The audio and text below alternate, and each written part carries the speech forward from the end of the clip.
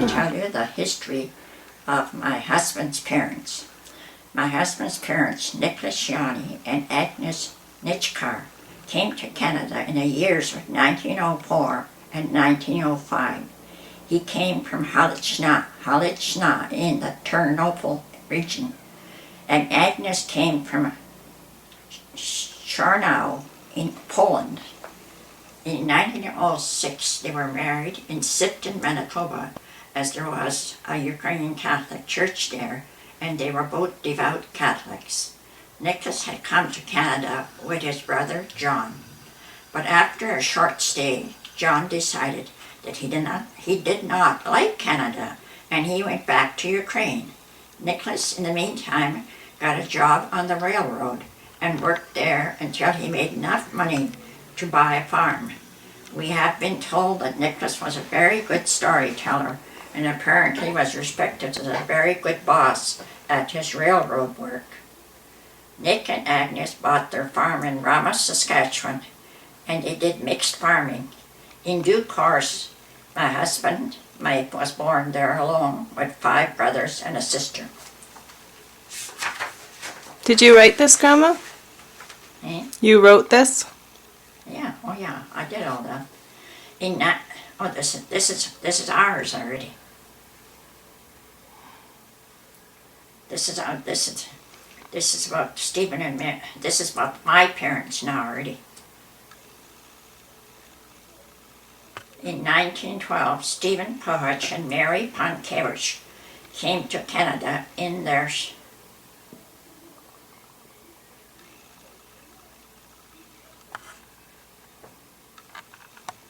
stories. They came across in a cattle boat and had a very difficult voyage.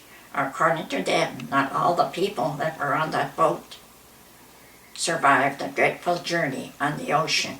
They were anxious to get to Canada as the First World War was coming, and they had to take any kind of boat or ship to get away and come across to Canada. As soon as they could arrange it, they married. The date was October the 23rd, 1913. They were given some government assistance when they got to Winnipeg. In those days, the government advertised land for free with some conditions attached, so they stayed in Winnipeg waiting for their parcel of land.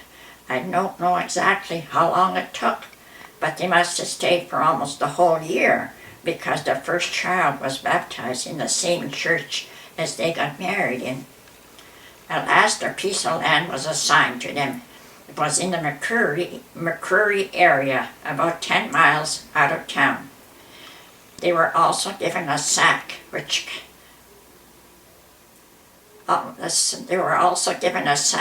contained an axe, a spade, and some other implements of which they were allowed to start a farm. When they got to the plot, there was nothing there. They had only what they carried with them. Immediately they set out to put together some sort of shelter out of tree branches at first. Somehow, little by little, they got a log home built. I still remember that first house we had. It wasn't much, but it was a roof over our heads, as they say. After a while, they had enough worked land that they had a large vegetable garden, fields of potatoes, and some cows and horses. There were 11 of us children. I was the 6th child. I was born on March 21st, 1923 in McCurry, Manitoba, but they lived in the district of Glenhope, which was about 20 miles from McCurry. I attended a public school in Glenhope for about 5 years until we moved to McCurry, where I attended another public school until I finished grade 8. Baba, where were you born?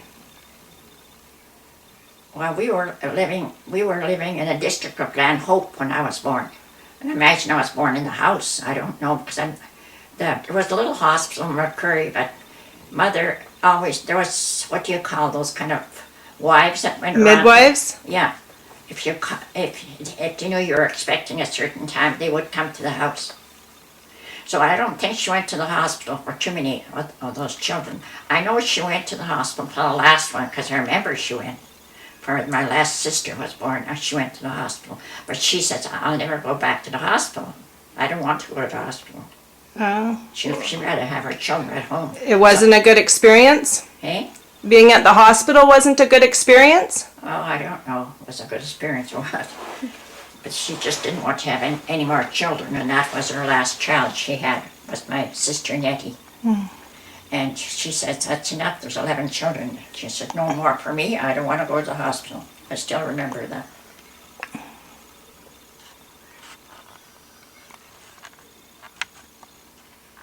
So I would have been living in Glen Hope when I was born. You see, here they don't have that. It said, yeah,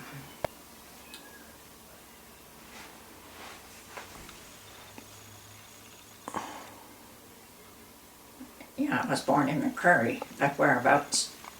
But you see, but we lived in a district of Glen Hope, so that's where a lot of us were born.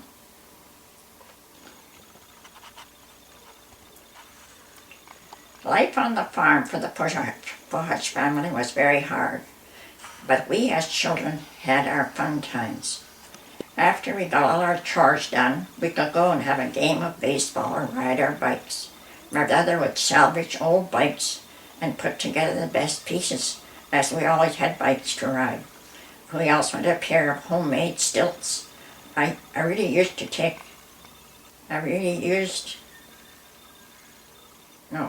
liked walking around on them across the creeks and such. I like my stilts, I still think of them. We kept a lot of milking cows, so there was a big milking job, morning and night. We had 20 cows, and after we milked, we separated the milk at the milk house and put the cream away in a tall cream can, which we hung by a rope into the well to keep it cold. Once a week, a truck came and picked up the cream and took it to the creamery. That would give Mother a bit of money for the house for flour and sugar and such. The milk was left over was fed to younger pigs and calves. There was always a tall can of milk kept in the well for us to drink. I recall how wonderful that cold milk tasted on a hot day when we brought it up from the depths of the cool, cold well.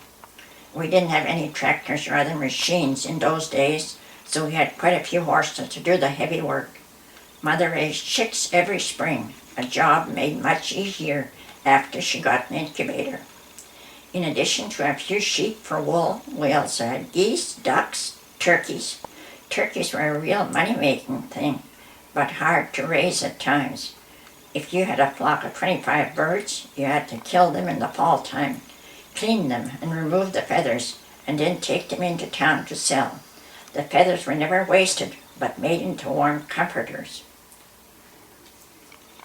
They're called padana in Ukraine, that they used to make. In the summer, of course, How did they wash them? you don't wash them. You just take them from the bird and put them into the blankets? The feathers? Yeah. Oh, we sit there in the evening. That was our game in the evening. Piles of feathers. Everybody would take you know how the feather has a bone. You hold it at the top, you take the feathers off on the side. You don't want the bones in the quilt. Yeah. You know what I mean? Yeah. That Yeah. centerpiece. That punches the material and comes through. Yeah, and it's very uncomfortable. Yeah, I remember having piles of those feathers like that. You go to pick them up, they fly all over the place. So you just did it into a loose pile? Yeah, Wow. it was I don't know if anybody ever done what we did. So you never threw the feathers away, and you didn't use them the way they were. You had to strip every doggone feather. Yeah. Maybe little ones you didn't, but Yeah. that's how. And you would buy this material. It's called like a thicking, Yeah. because it's heavier and the feathers won't come through. Okay. And you put all the feathers in there after. But you don't, that cover you put on, the feathers are inside, you never wash that. But you made another cover to go on top of that, usually a white one, to go on top of that. So you could take the top cover off and wash it. But the thicking holding the feathers, you never wash that because there's no way, because there's feathers in it. You know. It just never got washed, but it never seemed to get that dirty. But it wasn't quilted or nothing. If you're going to go to bed and your feathers were all at your feet, well, you'd get up and you'd shake it so the feathers become distributed. And that's the kind of blankets that you used? Those are, That's the blankets you used? yeah, they're called perena. It's like a big comforter, but they're the warmest things in the world. Oh yeah, they're warm. See, now they do feathers. You can buy feathered things now, Yeah. but those kind of feathered things they have now, I'm not interested in that anymore. Padana. Padana? Perena, Padana. yeah, perena. It says right here, P-R-Y-R-Y-N-Y.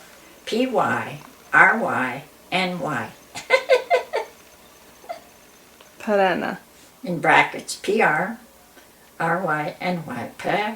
perene, in Ukrainian. In the summer, of course, we also had to weed the garden. I still remember how long those rows of carrots were. It took us so long to weed them. It was so warm out in those fields in the summer sun. I stayed on the farm for another few years after I finished grade 8. I was about 16 or 17 when I left to go to Winnipeg, and there I did housework for a few years before I left for Sudbury. I came to Sudbury in the spring of 1943 and found a job working at Sudbury Steam Laundry. My future husband, Mike Yanni, was here already and had been working at Inco for a few years. My brother, who also worked at Inco, no, this is not right here, no. My brother worked before he worked at Ingo, he worked in the lumber camps. And that's where he met my brother Mike, in the lumber camp. Yeah. And then when they were in a lumber camp, you know, the guys like to sit around at night time and talk. And he was saying to my brother, do you know any Ukrainian girls I could meet? And my brother says, well, I've got a sister, he says, that, that might like to meet you. So that's how I met him. But it wasn't, I don't know where because she got this wrong here. She said my brother worked in Inco. Now, he didn't work in Inco, he worked in a lumber camp. I had told her that. Okay. Where were you living in Sudbury at that time? Where were you living? By yourself in a rooming house, or? Yeah, I stayed with a lady. I guess you wouldn't remember that. Do you remember old Weston's Bakery on you see, I can't remember that. Weston's Bakery was right down across, the railroad tracks downtown, they're still there. Weston's Bakery was across from there. Okay. Edmund Street. Okay. You hear Edmund Street? I've heard of it. Yeah. It's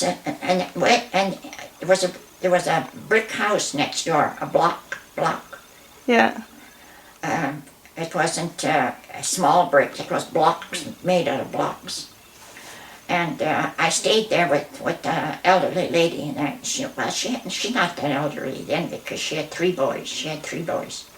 And her daughter was living in the back. She was married. She was living at the back, and she had 3 children too. How much was it to rent a room then? Well, I didn't rent a room, I just stayed there. I didn't ask for anything about that. I just stayed there, and I worked at the Sudbury Steam Laundry. And later on, when Dad was working and he made more money, he did pay her something, but she didn't worry about it. She wasn't going to name a price or nothing. Yeah. She was nice. But where did you stay when you first came to Sudbury? That's where That's where you stayed? Yeah, Okay. that's where we stayed. We got married. We had a little party for us in that house. And a little while later, we rented in the front of a house on Gutcher Avenue in Gatchel. My dad showed me where that is. Yes, it's still there. All they did was built a little bit onto the back of it, but the front is still the same because Sam took me all through there. Sam, if you want lots of information, Sam's got a lot of information. He's got pictures and everything. Yeah, he's got a lot of information. So anyway, we married in 1943 on August the 28th, and our first child, a boy, was born on August the 15th, 1944. Over the 54 years of our marriage, we had 15 children, 6 sons and 9 daughters. They are all living and doing well.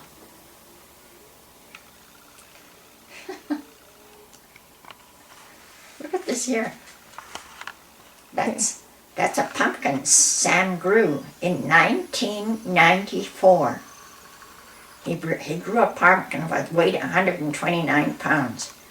And he's been trying to grow one that bigger, and so far he hasn't succeeded. So they put 2 grapefruit there to compare the grapefruit to the pumpkin. I don't know who cut the face in it. I'm just wondering whether one of the kids or somebody had cut the face in it. That's a pretty big pumpkin, all right. This was taken in Winnipeg. I remember that very well at my brother's place. They went and put this hat on top of Dad.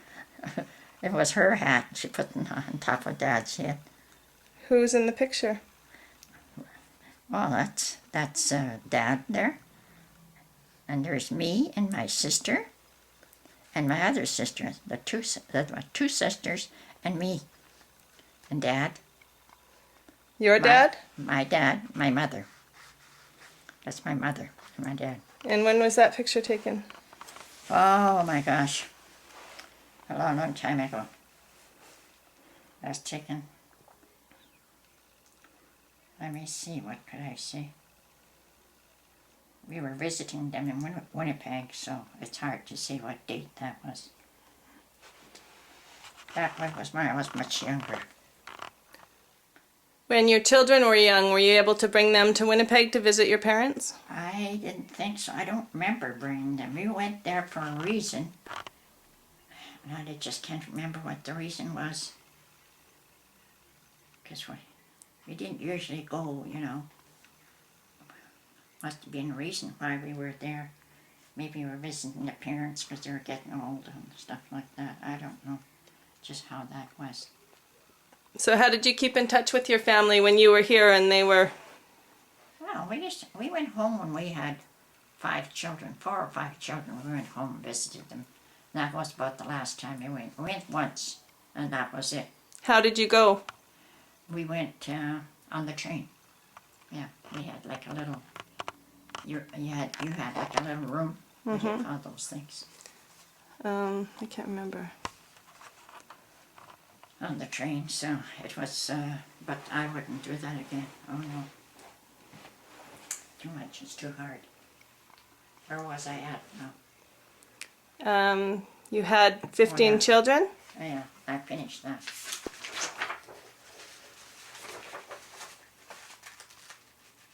Yeah, see here, at the beginning we lived in Gatchel because it was closer for Dad to get to work in Coppercliff. We stayed in Gatchel for about 12 years and then moved to Lockerbie as it was a much greener area of the city for the children to play in. It was also close to the lake so the children could walk there. And with the Idlewild Golf Course so close, the boys started working as caddies from the age of 9 or 10. It kept them busy and also contributed to the household finances for food.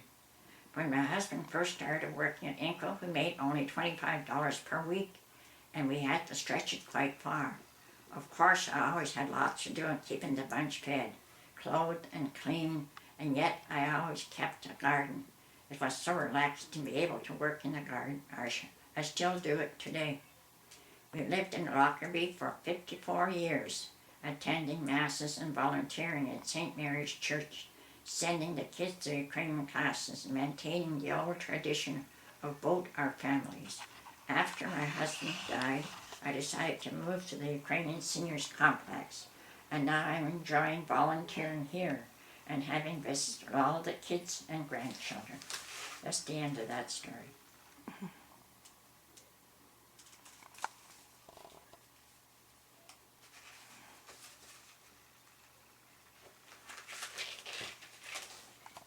It's a beautiful story, Graham. Yeah, the lady that passed away in the hall, Mrs. Paolo, see, that's nice that she had this in here. She was one of the people that had a nice story in here, her family. Mm-hmm. And, but I mean, there wasn't really that many. This one here, see, she's the one that passed away. There's a picture of her when she was small, and this is a picture of her when she passed away. She has quite the story. Oh my gosh. All about everything. She met her husband when he, you know, that the Canadians came in there and they fought and freed the city in Italy. Mm-hmm. When they freed whatever they had to do there, and everything was all set up, and he had met her while they were stationed there. Somehow he met her. So after that, they sent him to France to fight. So he got injured or something, and he got sent back to Canada. And she didn't hear from him for 7 years. She was in Italy, she said, and you know, she helped her mother and everything. And she was always interested in going to the convent. She wanted to go into convent to be a sister. And here, everybody kept teasing her that you're never going to see him again. There's too many. You'll never see him again. After 7 years, she got a letter one day asking her to come to Canada. He was sending her a ticket. She came really fast. What a It's a story. really good story if you want to read her story. I will. And now she's gone. So, Mm-hmm. it's really something. Now she came to Canada. Her daughter-in-law works over here at the office of the church. And her husband, well, her husband's an engineer, so he's working in the offices of the, well, it used to be Inkle, but now it's what you call it, Vale, yeah. Mm-hmm. What day were you married? 1943, August the 28th, 1943. It's the feast of the, I think, the Annunciation of the Blessed Virgin Mary. It's a big holy day, and that's when we got married, on that Okay. holy day. So, believe it or not, Tanya was born on that day. Oh. And then I kept asking Charles, have you set a date? Charles says, you're going to be the first one to know. So one day he calls and he says, August the 28th, we're getting married. And I said, Charles, August the 28th? That's the day we got married. I says, August the 28th, it's really a special day in our family. Mm-hmm. Tanya's birthday, and then you're going to get married on August the 28th. Oh, Charles. I said to myself, I hope you have a good life like I did. August the 28th was a special day because it was a holy day, Mm-hmm. you know. So you have to follow up on the family and see who else is going to choose August the 28th for something. You know? Yeah. Or That's who's in the born, family. or. Yeah, Mm-hmm. because on August the 28th seems to be a special day like that we picked out, and it seems to continue. Yeah. And the same with Tanya. Maggie waited for Tanya, I don't know how long she was there before she was born. And when she was born, she phoned me, and I says, Maggie, that's our anniversary.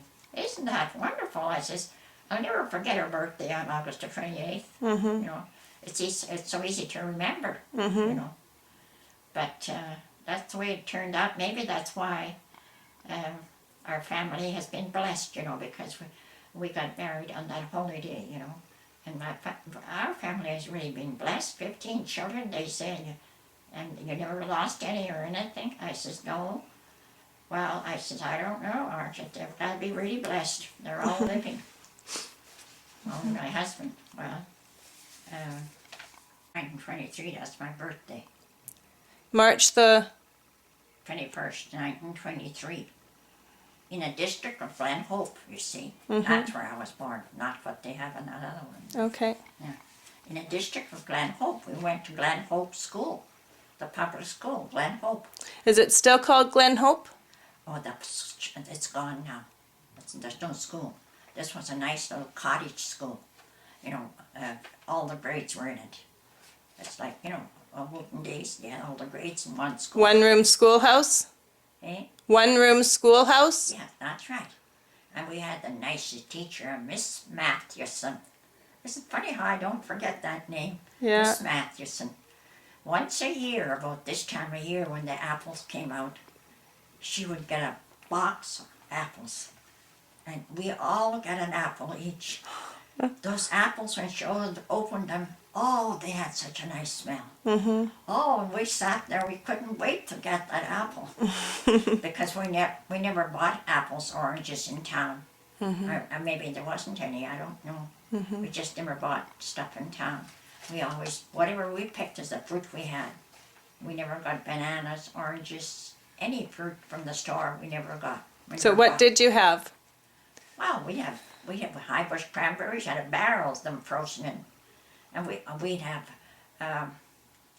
Saskatoons, tons of them canned and everything, canned, frozen, everything. And then we picked low bush cranberries. And then we picked blueberries. We picked blueberries also. And even some choke cherries we picked. Yeah. So, I mean, some of the blueberries we picked, we dried. And some were canned, but some were dried. They were all put on a paper like this, all upstairs there. And you see the heat, and they would dry nice. And dried blueberries are nice. They're just like raisins or anything else. You make muffins, you throw them in, and they're really nice. Because I got some just not too long ago. Somebody gave me some.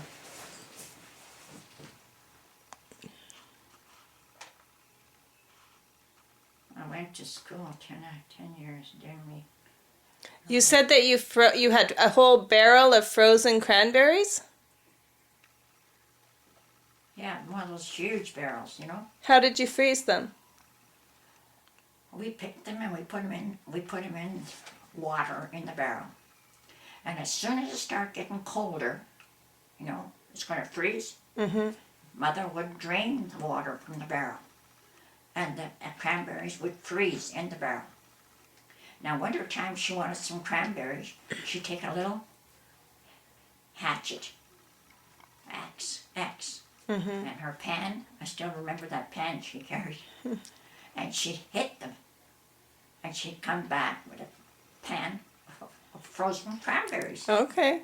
You can imagine. Yeah, no, I was trying to think. No wonder, you can imagine how much vitamin there was in those cranberries and all the different fruits we picked. So we didn't have to go into town to get an apple or anything like that. We never, I know we never got anything from downtown, from in town. We couldn't afford that. Oh yeah, I didn't tell you. This is one I missed here. When we lived when we left Glen Hope. We lived in Glen Hope until I was, I guess, grade 6 or something. Then we moved down the road, Dad built another house. We moved down the road because we lived 20 miles from town, so we moved 10 miles in. So we were 10 miles from town. So we still had 10 miles to paddle a bike if you needed something in town. So when Mother needed that, she ran out of laundry soap or something. That's one thing we had to buy in town. And she would tell one of us to go and take a bike, and you go to town, you buy me the soap, whatever else she needed. And the country roads were terrible. They were so rutted and everything. But boy, we took turns. I went once, I remember. That once, I remember. Going into town. Oh, it was hard. You went by yourself? Yes. Oh, yes. What are you going to do? Take somebody else on the bike with you? Yeah, you had a rack at the back, so whatever you bought, you tied on the rack at the back. And it was okay. But it's quite hard to pedal.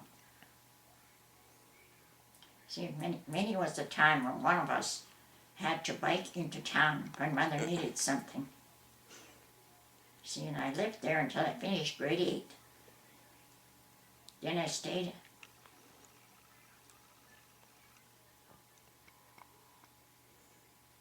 Oh yeah, I finished grade 8 and I stayed on the farm another year or so to help out. And then I left for Winnipeg, the big city, to do housework. I'll never forget that time of life, as I was so homesick. I guess I was 16, going on 17. They taught me a lot on how to take care of big homes. It was a lot of work, but because I was a farm girl, I could take it. I learned a lot on how rich people lived in those days. I worked in Winnipeg for over 2.5 years. I worked in a warehouse doing packaging my last 6 months. Yeah, I got another job. I was tired of looking after the homes. I met Dad through not here, I got this here in here, but I got that already.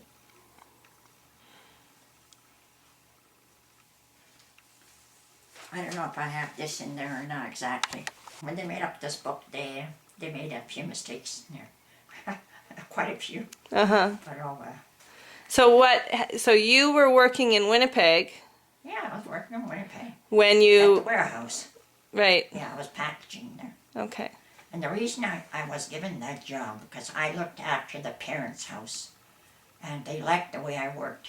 So the son was running the father and the son were running that plant. And they said, well, if you want, we'll give you a job in the plant. You're tired of housework. So then they gave me a job there. And I liked it because they paid me like by the week. It wasn't a lot, but it was they paid much more than what I got in housework. The most I got in housework was $15 a month.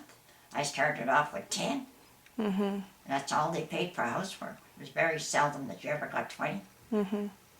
Huge houses.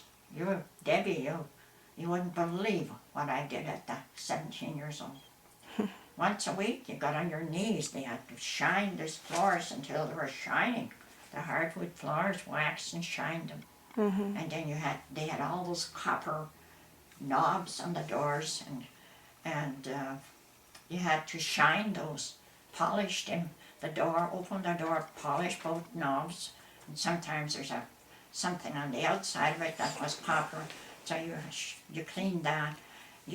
Once a week you really had to work, and then you had to do their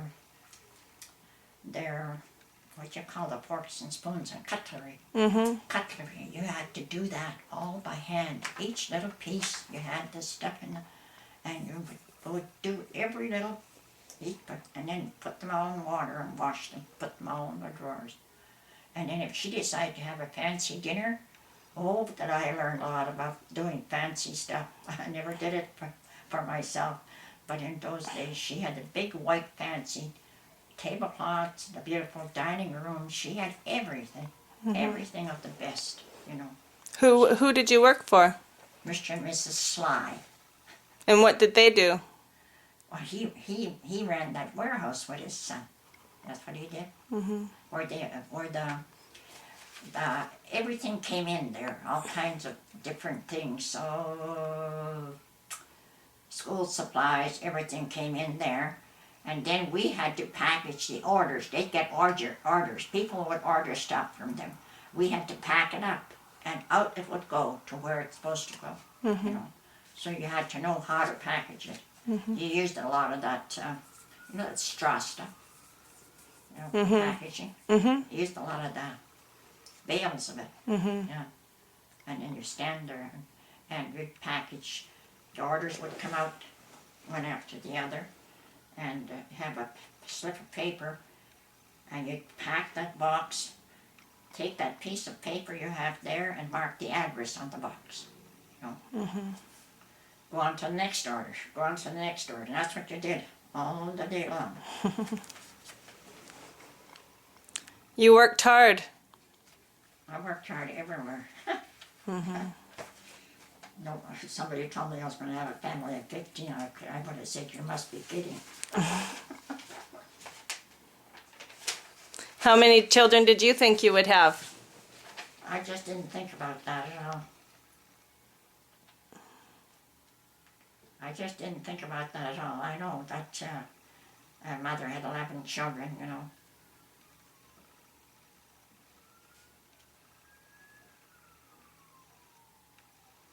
What was it like raising 15 children? Right? I said, what was it like raising 15 children? Well, it was quite the job. Believe you me, it wasn't. If it wasn't for me and my cooking, nobody would have. Because Dad wasn't a cook. I could tell you how many diapers he changed. He did not. He wasn't. Forget it. Wasn't a lot of help in that area? No, he wasn't like the modern day dad where they learn how to cook and they take their turns looking after the children. He just, if I left the house and he had to do it, he'd do it, but otherwise than that, he would never change a diaper. And that then you would have had to, you had all cloth diapers and... Yes, you had to wash them. Yeah. Washed them every day, every day. When I was, I always had a long line, and I always had all the diapers out. And a lady next door said to me one day, "My heavens," she says, "you got an awful lot of diapers out every day. Are you clean or what?" she says. Did you have a washing machine? We had the ones, you know, the bringer type. Mm-hmm. Oh yeah, you had to have a washing machine. You couldn't wash by hand. Mm-hmm. It's, they had those machines around for quite a while. But they came out something better. Well, you want this here, where you see here, from where I say here, we lived in Gatchel for the last few years and then moved to Lockerbie, as that area was called. It was such a nice green area for the children, and they had the lakes also. My daughter Helen was the best swimming instructor around. She taught her sisters and brothers to swim. Marie was our top babysitter in those days. Yeah, Marie babysat for everybody to make a bit of money. She was really good that way, and she'd buy me something for the house. They all did that. Steve did that. Michael, he shared his paycheck with me all the time, and whatever he made. He'd say, "Take whatever you need to buy groceries and leave the rest in the bank for me," he said. I'll never forget that. Michael was... They babysat a lot, and even all summer. And the boys had the golf course. They all were anxious to caddy. They started at 9 years old. You can see why we have 2 of our boys in the golf course business now. I was busy over the years looking after family and 9 daughters and 6 sons. I also loved gardening. I like flowers. Also, I did gardening at Walford Road for 49 years before I decided to move to the senior center. But I still missed my gardening a lot. I used to go back there and still grow some vegetables after I moved here. In my years with the Ukrainian church started later on in life when the children were growing up. We had a car. Once the children grew up a bit, well, I had time. I had time to go and help at the church. We used to do a lot of work at St. Mary's Church. Not only there, we worked downstairs here too. They made all the pierogies, and they all take off. So who was left was me and Elsie, the 2 of us. From 12 o'clock I was there. So those other ladies that made the paella, they would take off on us. Nobody stayed to help in the kitchen. It was me and Elsie had to finish all the boiling. We had to go in there and pick up those sheets every time we finished one. We'd go get another one, you know, walk back and forth. Nobody around to do that. And we finished the boiling. Elsie was the one that did all the packaging, putting in the dishes. She was the one that did that. And then after we finished all the boiling and packaging, we turned around. You had to clean up. Still had all the roasting pans and everything to wash, clean the stove. Yeah. Oh, we were there. What were you making pierogies for? Oh, they did it. I guess they sold some. I guess that's kind of a while back. They must have sold some, but it was actually it grew to what it is now. Now it's much more bigger now. They do it once a month. They didn't do that in those days. They may have did it once a month, because I don't remember so many times they did it. Don't they sell them next door here every weekend? Oh, yeah. But anyway, I was on the board then. I wasn't the president, I was something else. I was on the board. Had to come in for the meetings, and meetings were rather long sometimes. After Dad passed away, I couldn't take it. I couldn't take it. Just sitting there and listening to all that's going on. And then I said to Mary, you've got to change that, what we're doing in the kitchen. I said, it's not right. I've been boiling those potato for weeks and weeks and weeks and months. I said, it's only me and nobody else. I said, there's got to be somebody else that knows how to boil potato. I said, I am tired of it. So she started getting men. Men did the boiling. Yeah, she got men. And I thought, oh boy, she waited long enough, you know. So now the men do all the boiling. And Erica does some, because Erica moved here. I didn't live here when that was all going on. I lived at the house. I just drove down all the time. These days it's different. They have a whole bunch of men in the kitchen do the boiling and everything. It's done much different what we did in the olden days, and they have all these things to pile the potato in, you know, those shelves. You can push around on wheels, take them over to the freezer. Yeah. Put everything in there. Yeah. So Lots of nice equipment. that's a big difference to what we had in the olden days. You guys used to have to knead the dough by hand. Knead the dough for the pierogies by hand? Yes. Yeah. Well, we got the machine much later. But, oh yeah, you had to do all that. But you did it the day before. Yeah, you did it the day before. I don't know how I worked that many hours and did that much work and I left the house for that long. I used to wonder, was there somebody at the house or no? I still wonder, you know, because I wasn't that kind of a person to leave the kids alone for that long.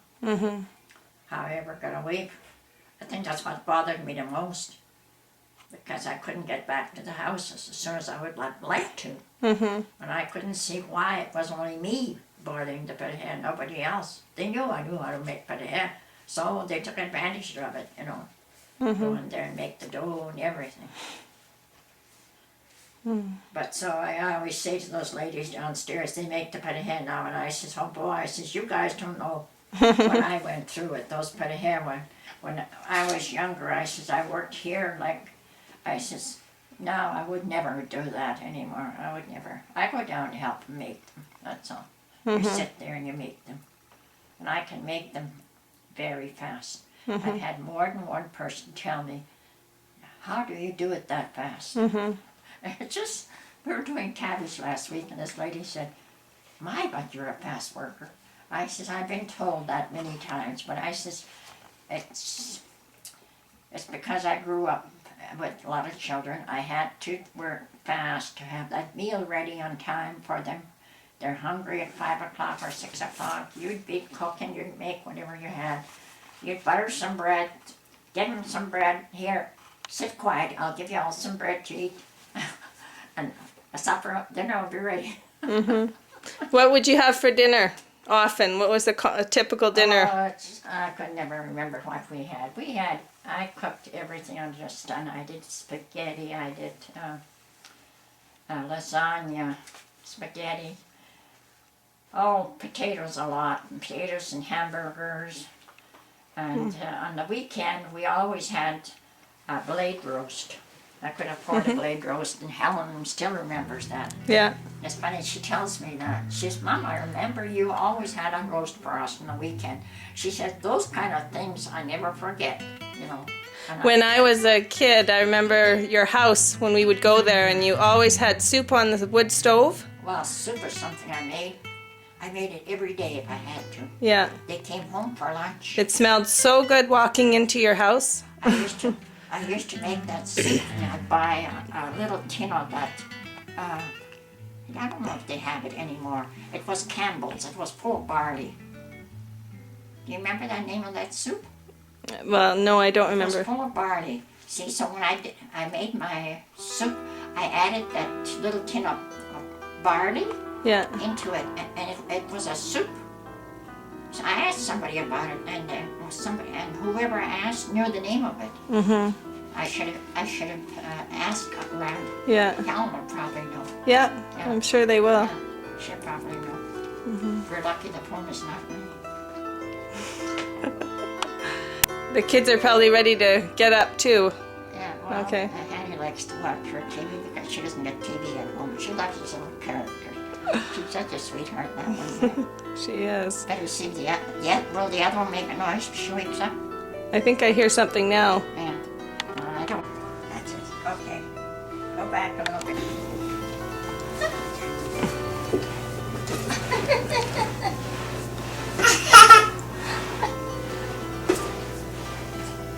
Go a little bit further back.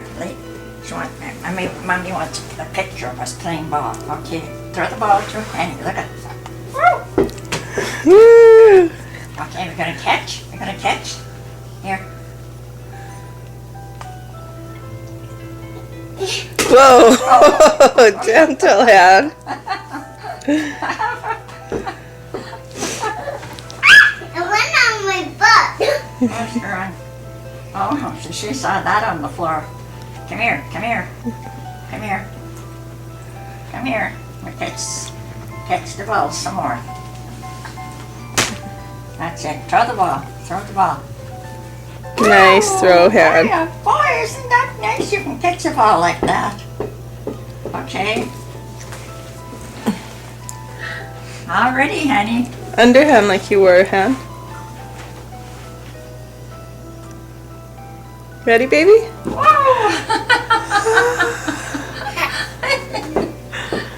She likes that, you know. Somebody throwing the ball. Whoa.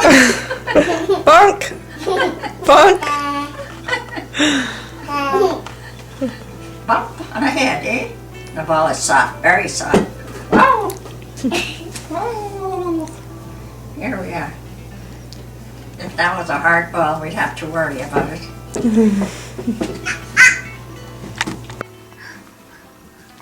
Hi, Annie.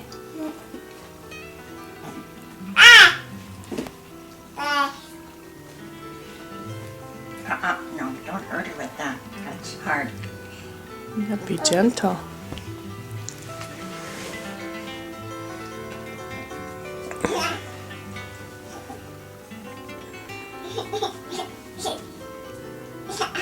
You ever play little troll? Remember that little piggy went to market, and that little piggy stayed home, and that little piggy did something that I don't know.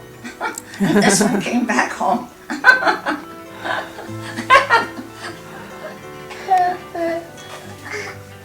I don't know the verse off by heart by now. I forgot it. This little piggy went to market. This little piggy stayed home. This little piggy did something else. I don't know. Anyway, this one came all the way home.